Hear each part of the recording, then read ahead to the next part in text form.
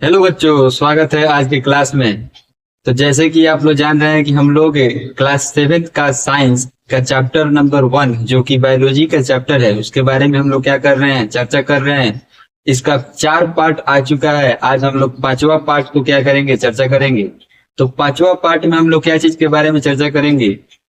NCERT के book में class 7 का जो चैप्टर 1 है उसमें पेज नंबर 2 में एक ब्लू कलर का बॉक्स बनाया है जिसमें सेल के बारे में दिया है। ठीक है, बोला जाए तो हम लोग के जमाने में तो वो सेल का चैप्टर था 7 क्लास में, लेकिन अब क्या किया है, उसको रिड्यूस कर दिया है। ठीक है, रिड्यूस मतलब हटा दिया है।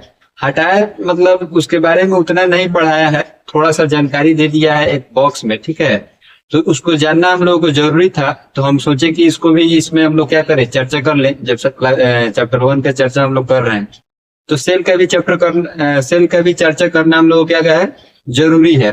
तो चलिए शुरू करते हैं आज की क्लास। देखिए क्या क्या आज के बारे में पढ़ना है आज हम लोग।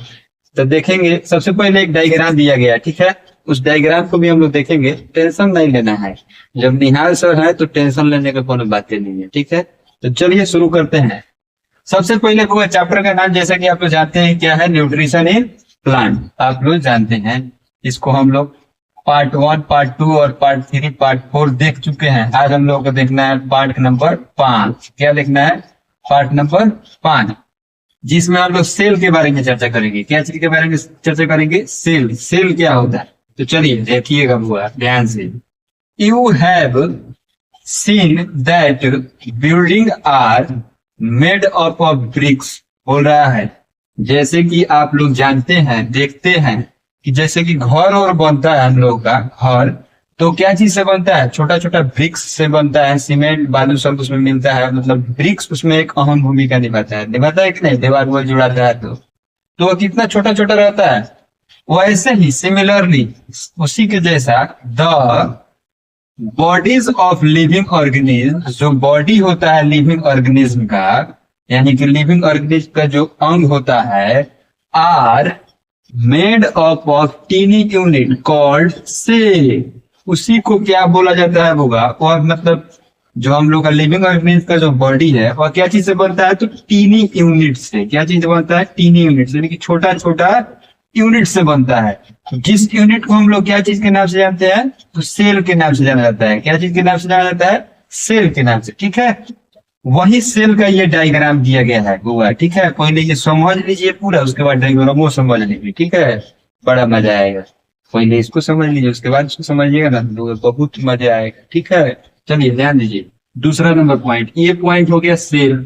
आप लोग हुआ सेल का डिफिनेशन भी याद कर सकते हैं। कहाँ से, तो यहाँ से। ठीक है, द से और सेल तक याद कर सकते हैं। ठीक है, वैसे तो पूरा याद कर लीजिएगा तो बहुआ अहो भाग बोले तो मजा आ जाएगा। ठीक है, चलिए दूसरा नंबर पॉइंट देखते हैं, इसका क्या लिखा हुआ है।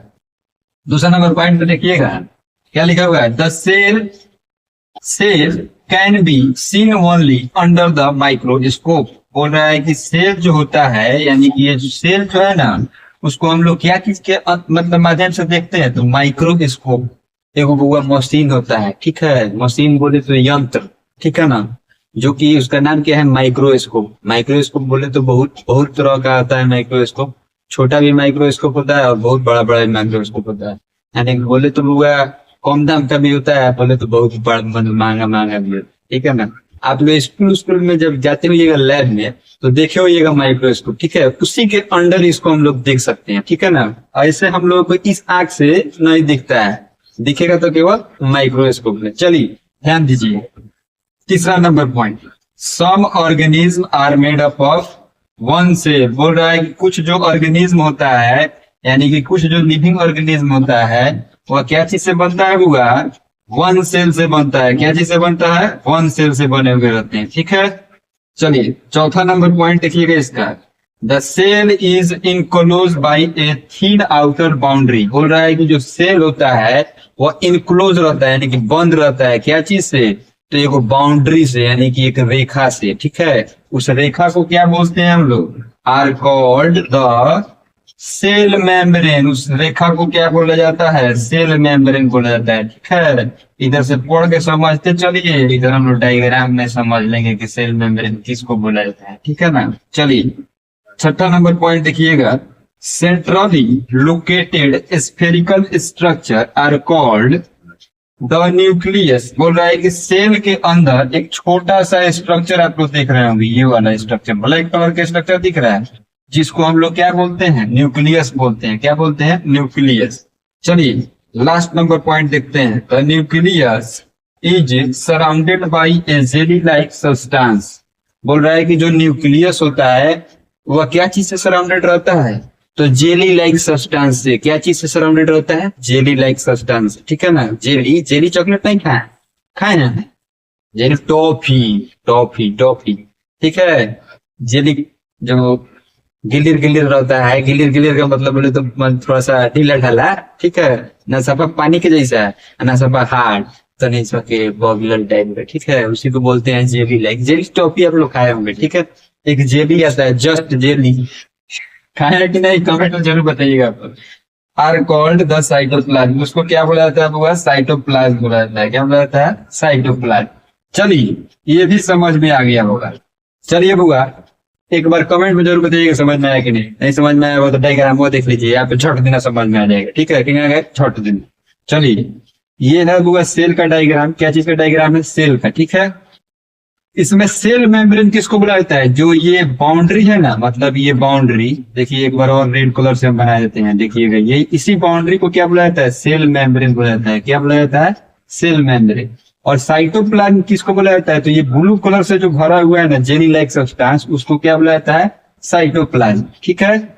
और ये जो ब्लैक कलर का डॉट बना हुआ है, बड़ा का बड़का, ठीक है, बड़का बड़का बनाए हैं, ठीक है ना, उसको क्या बोला जाता है, न्यूक्लियस बोला जाता है। क्या बोला जाता है बुआ, न्यूक्लियस। चलिए ये चीज भी आप लोगों को समझ में आ गया होगा। एक बार कमेंट में जरूर बताइए कि बुआ समझ में आया कि नहीं। अगर आ गया होगा समझ में, नहीं भी समझ में आया होगा तो बुआ एक बार और देख लीजिएगा वीडियो को पीछे करके, ठीक है, आ जाएगा।